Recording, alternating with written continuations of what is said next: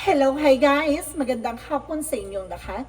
This is Chin Rodriguez from Masagri Channel, a faith healer, also matter reader. So ngayong hapon, natatingin natin na nagsabihin sa iyo ng ating mga gabay. So this is weekly gabay for the month of February 23 hanggang February 29 for the sign of Sagittarius. So sagi, welcome to my channel.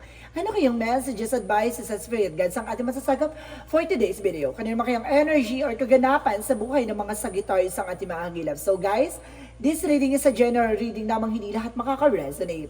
Kunin lamang pa makaka-relate sa inyo and comment down below kung kaninong energy ang ating nasagap. But of course, don't forget to like and subscribe my channel and hit the notification bell for more videos of that. Of course, maraming salamat po sa mga walang sawang pag-suporta sa aking channel, lalo na hindi nag-skip ng ads naway pagpalay kayo. And just at may kapal, siksik gumapaw na biyayang manang balik sa inyo. So guys, umpisa na natin ang laban for the sign of Sagittarius.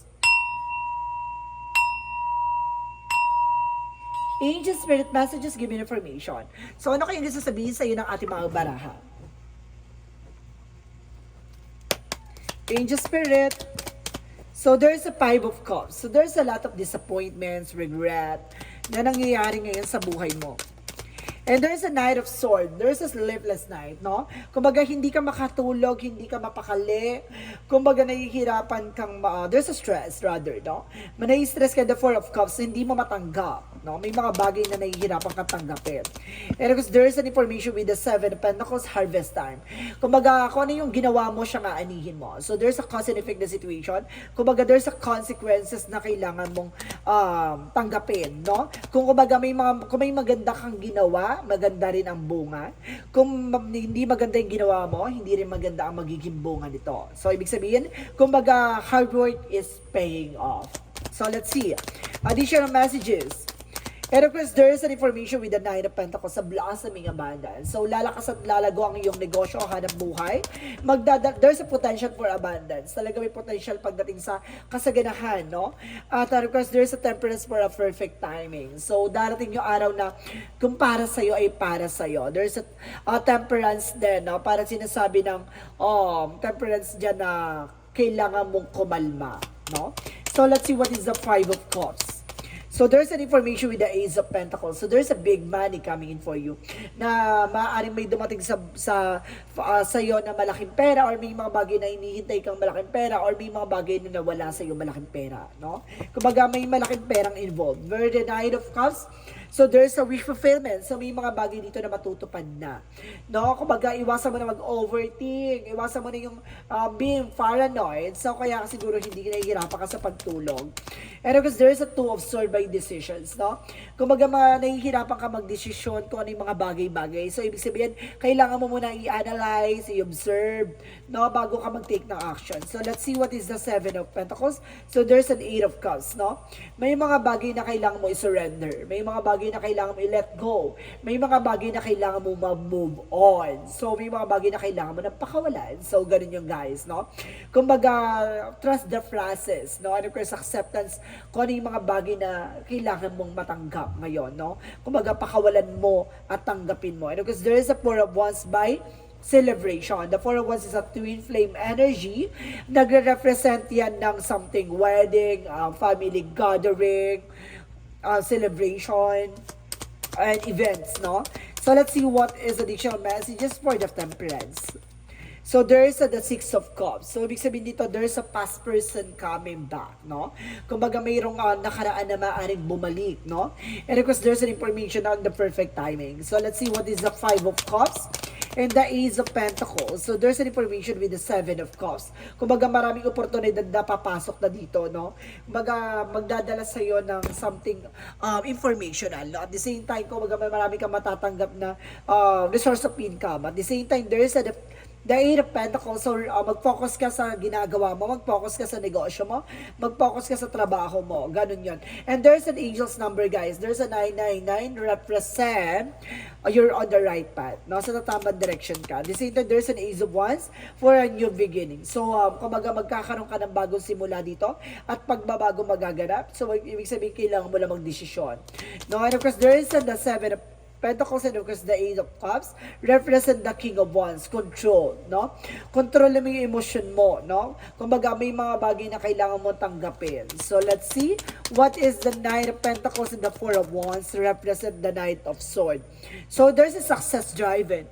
Kumbaga palapit na palapit ang tagumpay mo. May mga bagay lang talaga na kailangan mong hintayin. And of course there's a Temperance where the Six of Cups represent the Page of Swords. There's a spying, watching, looking at you.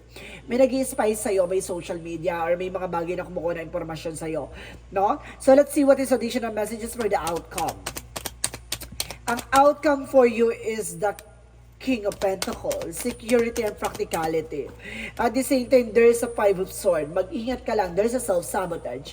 Na mag-ingat ka sa mga bibitawan mo salita, yung mga thoughts mo, yung mga information mo. Kumbaga, wag mong i-share sa ibang tao, lalo-lalo na mga tao na sa paligid mo. Kasi, kumbaga, hindi mo pa kilala kung sino yung mga totoo at hindi totoo sa paligid mo, no? Maging malakas ang pakiramdam mo dapat. So, let's see. Additional messages for the outcome is the Ten of Pentacles, a long-term success and long-term investment. So let's see what is additional messages for the career. For your career is the Chariot card. So maraming ganap na mangyayari, maraming parating. No, at the same time, there's a Three of Wands. May mga bagay ka dito na kailangan mong hintayin. And of course, there's a travel. Waiting for a result or waiting for a ship, no? Baka may hinihintay kang biyahe, may hinihintay kang travel. Kung maga gusto mo mag-ibang bansa, nag-antay ka na lang ng information or something document. So this is the moment parating na, mag-antay ka lang. So let's see what is additional messages for love life. Sa love life mo, there's an Hermit card, there's a soul searching, and there's an spirituality involvement, and the Ten of Cups is happiness. So magiging masaya ka at the end of the time. Kumbaga, kailangan mo lang magbalik loob sa ating Panginoon, no? Lumapit ka, magdasal ka, humingi ka ng tawad sa anumang uri ng karamdaman, ay o anumang uri ng kasalanan na nagawa mo, no? So let's see what is additional messages for health. Sa health mo, there's a Knight of Wands, slow and steady. Kumbaga, maging mahinahon ka sa mga kinakain mo. So, there's the word card na nagre-represent dito na, kumbaga, marami kang makakain ng kung ano-ano sa paligid mo, no? Kumbaga, sinasabi sa dito, marami ka rin mapupuntahan na kung ano-ano yung kakainin mo, mag-ingat ka lang, no? Huwag kang padalos-dalos sa mga kakainin mo, lalo-lalo na yung mga exotic foods. And of course, yung mga bawal kainin kapag alam mong gutom, umiiwas ka. So, let's see what is the magical fairy messages.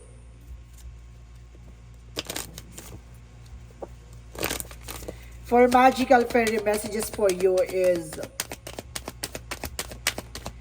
summer. So this coming summer, no, everything that you're asking for becomes you're in the summer's time. So maaaring makakapag-unwind ka na ngayong summer, kumbaga mariretreat na yung utak mo, maliliwanagan ka na, at maaaring makapamasyal ka or kumbaga gumaanggaang na yung loob mo, no? So let's see what is the Yin and Yang Oracle card. For Yin and Yang Oracle card, so there's a truth na marami kang malalaman at marami kang matutuklasan. At there is a third information with the third party. May third party involved, no? Kaya nagkaroon ng separation siguro. At the same time, there's a limitation fear, no? Limatahan mo daw yung takot mo, kailangan palaban ka dito. At the same time, there's an information by the home family commitment. No? Kumbaga mayroong involved dito yung family mo. At the same time, let's see what is the angel's answer. Angel's answer. And of course, sinasabi dito, success. So, see, magsasuccess ka at the end of the time. And of course, sinasabi dito, within the next few weeks, sa mga susunod na linggo. And of course, sinasabi din dito, guys, no, there's something better. No? Mayroong mas maganda pa, or may better pang darating sa buhay mo. So, let's see what is the angels, what is the Archangel Raphael messages. And there is a severity. So, kailangan mo ng fruit and vegetables. And at the same time, so there's an expect the miracle. So, kailangan mo mag-expect ng mga himala. No? Baka may mga himalang mangyari sa buhay mo ngayon. So, let's see what is additional messages. And there is a breath of the cosmos, no? May will, tie will, micromanaging the universe, no? May mga bagay na ibibigay sa iyo ang universe at the same time. And of course, there's an inner earth. So there's you survive this. Nakasurvive ka na sa mga nakaraang eksena mo, no? So ibig sabihin, new solution and beginning coming in for you, no? Magkakaroon ka ng mga bagong solusyon at bagong eksena at bagong simula. So let's see what is Archangel Michael messages. Anong chika ni Archangel? Prayer will help you from this situation, no? Magdasal ka raw ay makakaalis ka sa sitwasyon at makakatulong yan para makabangon at makaalis ka sa kung ano man yung ginagalawan mo. At the same time, there's a positive thought creates a positive result, no? Always think positive, being optimistic, no? Kailangan positibo ka sa lahat ng mga mangyayari sa buhay mo. Iwasan mo mag-isip ng masama at hindi makakabuti sa iyo. And of course, there's an information by admit the truth to yourself and act accordingly, no? Iwasan mo yung magpanggap, no? Kailangan mong maging totoo sa sarili mo kung ano man ang meron ka, kung nasasaktan ka, masaktan ka, kung nahihirapan ka, sabihin mo, kung mag-iiyak mo, kung magdasal ka, ganon, kung wag kang magpapanggap na alam mong at the end of the time, lalo ka masasaktan. So let's see what is the romance angels. It's either baka kumbaga nagyayaman-yamanan ka, iwasan mong ganun na kumbaga ipakita sa kanila na na kaya mong bilhin yung ganito, which is kung ipapangutang mo lang, iwasan mo, no? Hindi makakabuti yun, magigipit ka sa situation na yan.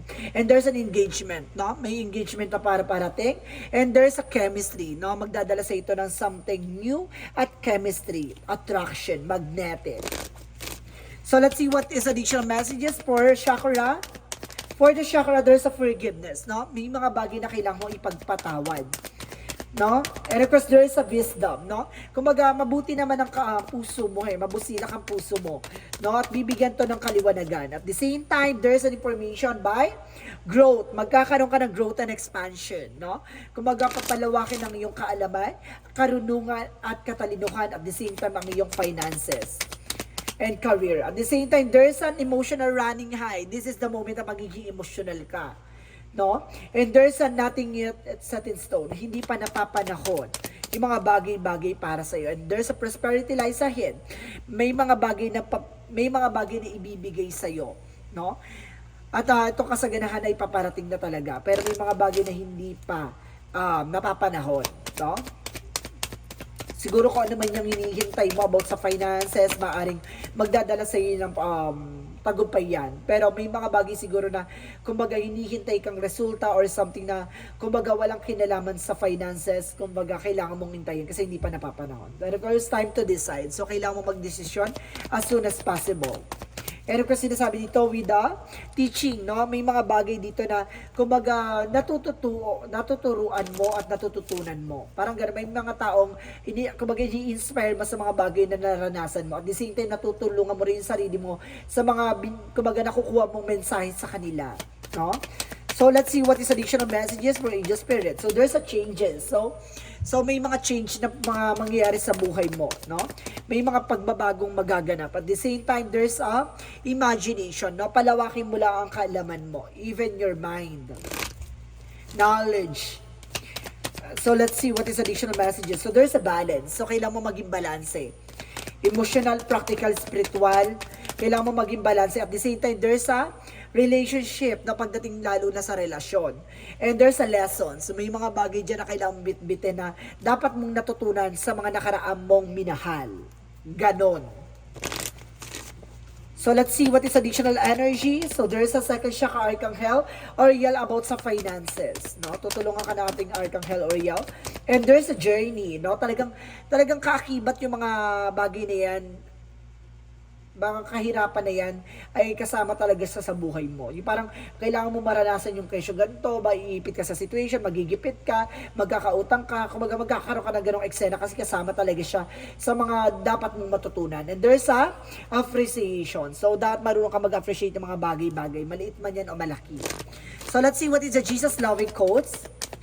Represents you are the light of the world. So, ikaw yung, kumbaga ito yung nagsisilbing liwanag mo. Or ikaw yung magsisilbing liwanag ng mundo mo or mga mundong, kumbaga yung mga tao sa paligid mo. No? Yung mga mundo nila, ikaw yung magsisilbing liwanag. Even sa bahay, sa tahanan, kumbaga ikaw yung nagsisilbing kaliwanagan. So, let's see what is the angel's number. Angel's number represent 5, I am adaptable. So sinasabi dito guys, flexibility is your forte. When life throws you at a curveball, you can easily adapt to new circumstances and find excitement in the unexpected change. Be brave and bold in your endeavors. So kailangan mo talaga maging matapang at marunong ka dapat mag-take na risk, no? Kasi may mga bagay na hindi mo ina-expect na mangyayari sa buhay mo at lalo-lalo na may mga hindi mo ina-expect na pagbabagong magaganap. So let's see, what is the messages of life?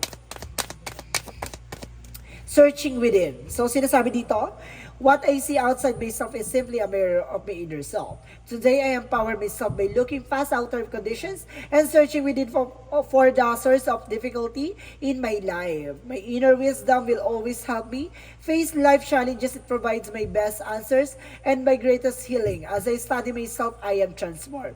No, may mga bagay dito na kailangan mo matutunan at malaman, no?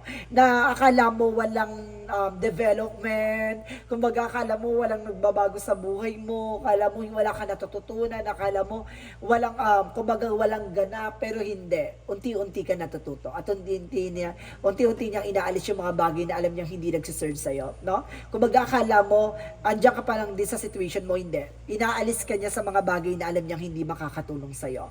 So this is a weekly gabay for the month of February 23 hanggang February 29 for the sign of Sagittarius. So Sagi, maraming salamat for this wonderful reading. So this reading is a general reading lamang, hindi lahat makaka-resonate. Kunin lamang pa makaka-relate sa inyo and comment down below kung kaninong energy ang ating nasagap. And of course, don't forget to like and subscribe my channel and hit the notification bell for more videos. And of course, maraming salamat po sa mga walang sawang pagsuporta sa aking channel, lalo-lalo na hindi nag-skip ng ads na way pagpalain kayo na Diyos at may kapal. Siksik-liglig na gumapaw na biyayang manubalik sa inyo. And of course, guys, maraming salamat and see you in the next video. Bye-bye and babush!